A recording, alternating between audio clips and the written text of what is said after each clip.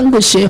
가긴 가야 되겠는데 어느 쪽으로 가야 될지를 택할 수 있는 지혜가 부족하고, 광야인데 잘못 가면 죽어요. 살 방향을 제대로 잡아 나가야 되는데 그 방향을 찾아낼 만한 경험도 없고. 그런데 하나님이 뭘 세워주셨어요? 낮에는 구름 기둥으로, 밤에는 불 기둥으로 주야 그들과 함께 하셔서 갈 길을 인도해 주시잖아요. 먹을 게 없어요. 가지고 있는 먹을 게 다 떨어졌어요. 먹을 게 없어서 죽을 것 같아요. 목자 되시는 하나님이 하늘에서 만나를 내리셔서 일용할 것을 먹게 하시고, 할렐루야, 부족함이 없다라고 하는 푸른 초장으로 인도하신다는 말씀이 바로 이런 말씀이에요. 모자람이 없게 하시고 궁핍함이 없게 하시고 부족한 부분을 채워서 저와 여러분들이 이 땅을 살아가는 데에 부족됨이 없도록 인도하시는 것이 하나님의 인도하심. 그래서 여호와는 나의 목자십니다라고 하는 고백이 다윗을 통해서 이루어지는 것이고, 이 목자 되시는 하나님을 따라 나가는 우리의 삶이 바로 이와 같은 부족함을 체험받는 삶이 된다라고 하는 말씀입니다. 부족함이 없다라고 하는 말씀의 두 번째는 푸른 초장으로 인도하시고 쉴만한 물가로 인도하시는도다. 쉴만한 물가, 여러분 한번 생각해 보세요. 쉴만한 물가. 오늘 주보 이 겉면에 보면 오늘 이 23편의 말씀과 그 사진이 있는 그림을 제가 주보에 넣어드렸죠. 평화로워 보입니까? 불안해 보입니까? 푸른 초장이 있고요, 물가가 있고요, 참 편안해 보여요. 바로 그 말씀이에요. 쉴 만한 물가로 인도하신다는 말씀은 우리에게 평안한 삶으로 인도하신다는 말씀이에요. 평안하고 평화로운 길로 하나님이 인도해 주신다고 말씀하시는 겁니다. 부활하신 예수님이 제자들에게 찾아오셨어요. 누가복음에 보니까 제자들에게 찾아오셔서 부활하신 예수님이 제일 먼저 제자들에게 무엇을 말씀하셨어요? 너희가 평안하냐? 너희에게 평강이 있을지어다. 누가복음 24장 36절 말씀이지요. 예수께서 친히 그 가운데 서서 가라사대 너희에게 평강이 있을지어다.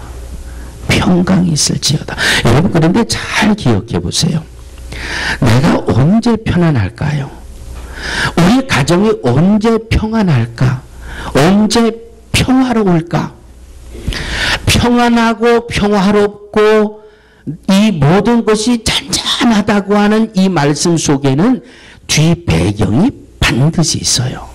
어떤 배경? 나의 안전을 책임져 줄 수 있는 무엇이 있기 때문에 나는 평화를 얻을 수 있는 겁니다. 물질, 나의 물질을 책임져 줄 수 있는 무엇이 있으면 물질에 대해서 나는 편안할 수 있어요. 평화로울 수 있어요. 건강, 뭐 보약을 한 채 잡수시든지 뭔가 그냥 내 건강을 책임져 줄 수 있는 백그라운드가 있을 때 나는 건강에 대해서 평안을 누릴 수가 있어요. 쉴 만한 물가로 인도하시는다. 하나님이 나의 삶을 평안함으로 평화로움으로 인도하신다. 그 말씀의 배경을 저는 이사야서 41장 10절 말씀에서 찾습니다. 두려워 말라. 내가 너와 함께함이니라. 놀라지 말라. 나는 내 하나님이 됨이니라. 내가 너를 굳세게 하리라. 내가 너를 붙들리라. 참으로 나의 의로운 오른손으로 너를 붙들리라. 할렐루야. 이 약속의 말씀이 나의 백그라운드가 될 때에 이 약속의 말씀을 통해서 내가 안전함의 확신을 가질 수 있을 때 우리는 쉴 만한 물가라고 하는 평안을 누리게 되는 것입니다. 이 평화와 평안의 걸음을 목자 되시는 하나님이 인도해 주신다라고 하는 말씀이에요. 여호와는 나의 목자시니 내가 부족함이 없으리로다. 오늘도 별로 잘나지 못한 나의 머리를 믿는 것보다 하나님을 더 믿으시기를 주의 이름으로 축원합니다. 별로 100년도 쌓지 못한 내 경험을 믿기보다는 살아계신 하나님을 믿는 믿음으로 충만하시기를 주의 이름으로 축원합니다. 여호와는 나의 목자시니 정말 하나님이 나의 목자가 되어 주셔서 하나님의 인도하심, 목자 되시는 하나님의 인도하심을 따르다가 부족함이 없는 삶을 누리는 저와 여러분들이 되어지기를 주의 이름으로 축원합니다. 두 번째, 여호와는 나의 목자시니 내가 부족함이 없으리로다. 그가 나를 쉴만한 물가로 인도하시고 인도하시는도다. 3절 시작. 그가 내 영혼을 소생시키시고. 목자 되시는 하나님이 저와 여러분들을 영혼을 소생시킨다는 말씀이, 소생시킨다는 말은 새롭게 한다는 말이에요. 회복시키신다는 말씀이에요. 반전을 이루게 하신다는 말씀이고요. 부흥케 한다라고 하는 말씀이 소생시킨다라고 하는 말씀의 의미입니다. 고린도후서 1장 17절입니다. 그런즉 누구든지 그리스도 안에 있으면 새로운 피조물이라. 이전 것은 지나갔으니 보라 새 것이 되었더라. 이 고린도후서 5장 17절에 새 것이 되었다는 말씀이 바로 소생시킨다는 말씀과 같은 어원으로 해석이 됩니다. 나를 소생시키시는 하나님, 나를 새롭게 하시는 하나님. 자, 마태복음 10장 46절부터 52절에 보면 예수님이 여리고를 들어갔습니다. 그 여리고에서 디메오의 아들 소경 거지 바디메오라고 하는 인물이 등장을 합니다. 소경 거지 바디메오가 길가에 앉았다가 나사렛 예수가 지나가신다는 그 소식을 듣고 이 바디메오가 소리를 지르게 됩니다. 뭐라고 소리를 지르죠?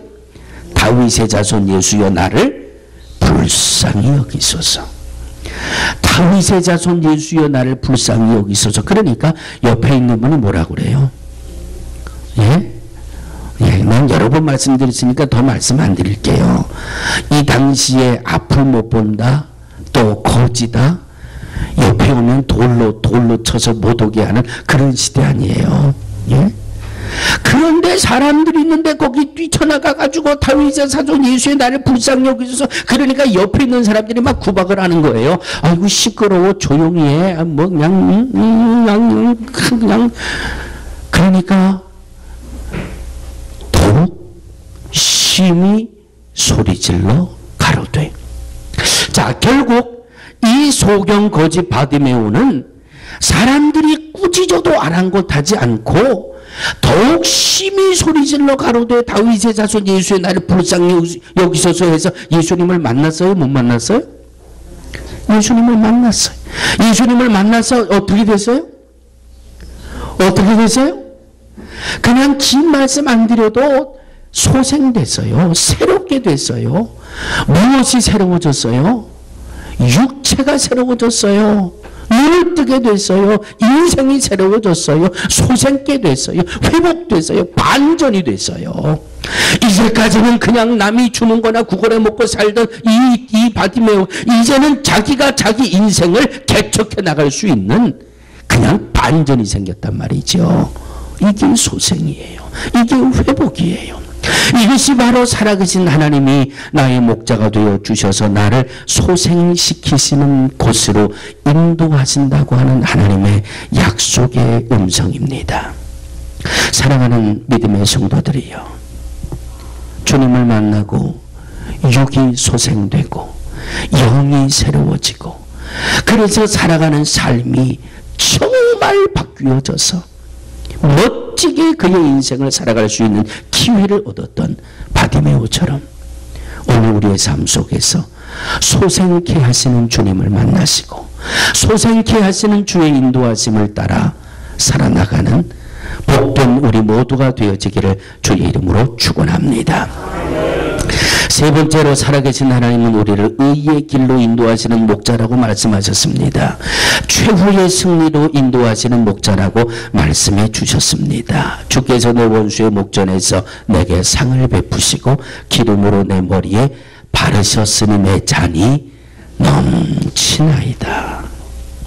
사랑하는 성도들이요, 살아계신 하나님은 모든 것에 부족함이 없게 인도하시는 목자라고 말씀하고 있습니다. 우리의 영혼을 소생시키시고 우리의 육을 소생시키는 목자라고 말씀하고 있습니다. 의의 길로 인도하시는 목자라고 말씀하고 계십니다. 최고의 승리로 인도해 주시는 목자라고 말씀해 주고 계십니다. 오늘도 내일도 우리의 남은 생애 동안에 주의 인도하심 속에, 목자의 인도하심 속에 평안하고 소생하는 복된 삶을 누리며 사는 우리 모두가 되어지기를 주의 이름으로 축원합니다.